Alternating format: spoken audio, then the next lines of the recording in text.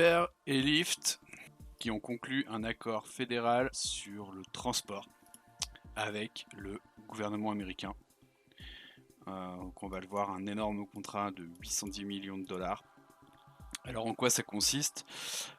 Donc c'est le gouvernement qui a conclu cet accord donc avec les deux sociétés Uber et Lyft. Alors un terme qui est intéressant ici, c'est ride hailing. Quand on dit hailing, c'est qu'on fait un geste avec la main pour appeler quelqu'un.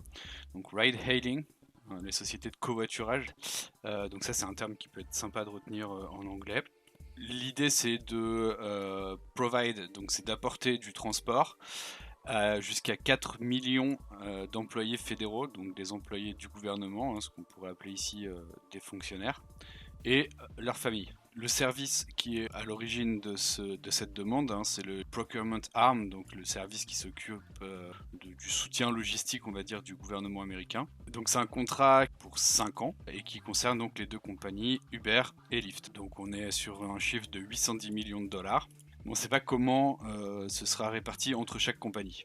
Alors même si les employés ont déjà pu, dans un premier temps, de leur côté, d'une manière autonome, utiliser ce genre de transport, là, le contrat, ce qu'il va apporter, c'est qu'il va permettre de formaliser ça et de leur donner, en fait, au sein même de leur agence, la possibilité de launch un service, c'est-à-dire d'aller commander un Uber pour rentrer chez eux ou de se mettre d'accord avec un chauffeur pour que ce soit tous les matins à la même heure. Et du coup, ça leur permet aussi de travailler directement avec les chefs d'équipe pour promouvoir le service.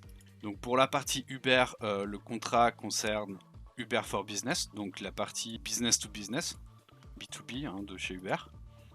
Pour Ronnie Gurion, responsable de la partie business de chez Uber, il s'agit en fait de quelque chose d'une expansion de leur service qui paraît tout à fait naturelle et qui leur accorde quand même une certaine fierté. Et c'est vrai que pour le coup, c'est quand même une notoriété intéressante pour une compagnie comme Uber d'être directement partenaire du gouvernement. Ça rend encore plus légitime sa présence sur le marché. En ce qui concerne Lyft, il travaille déjà avec des agents du gouvernement et des agences qui sont sélectionnées. Mais c'est vrai que ce contrat, en fait, ça leur permettra vraiment de devenir un partenaire privilégié du gouvernement et d'asseoir aussi une notoriété sur le business. Donc ça, c'est rapporté par Spokesperson. Spokesperson, c'est un porte-parole.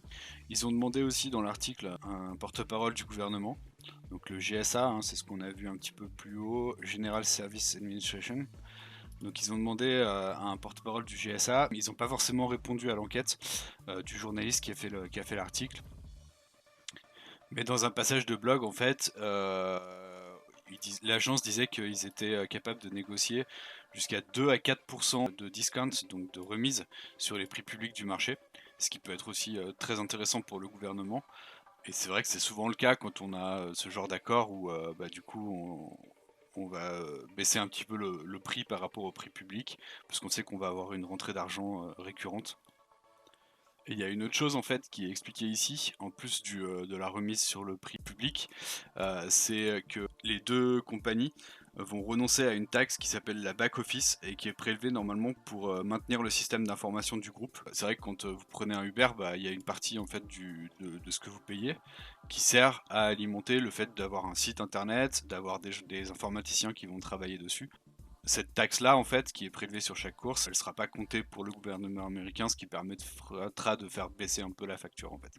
Bon, après, ce qu'il faut imaginer, c'est que ça peut se répercuter aussi sur le prix de vente public, qui lui, du coup, pourrait ne pas diminuer ou légèrement augmenter pour combler ce manque-là.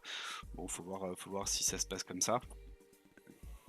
Donc, dans cette dernière partie, on va donner la parole à Charlotte Félan. Donc Charlotte Félan, qu'est-ce qu'elle est? Elle est Federal Acquisition Service Assistant Commissioner for Travel. C'est la responsable des achats de transport en fait au sein du service fédéral. Et donc elle, en fait, ce qui lui paraît intéressant, c'est que dans un premier temps, c'est moins cher, cheaper, c'est aussi un peu plus moderne.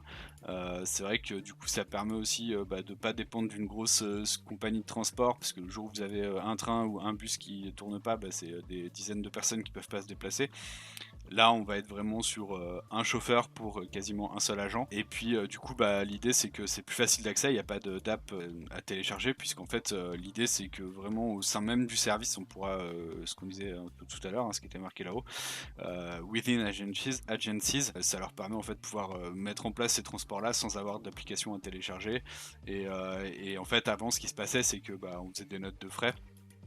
Donc du coup, il y avait certainement des notes qui se perdaient, des tickets de transport qui se perdaient, et du coup, ça occasionnait des transports qui n'étaient pas remboursés correctement.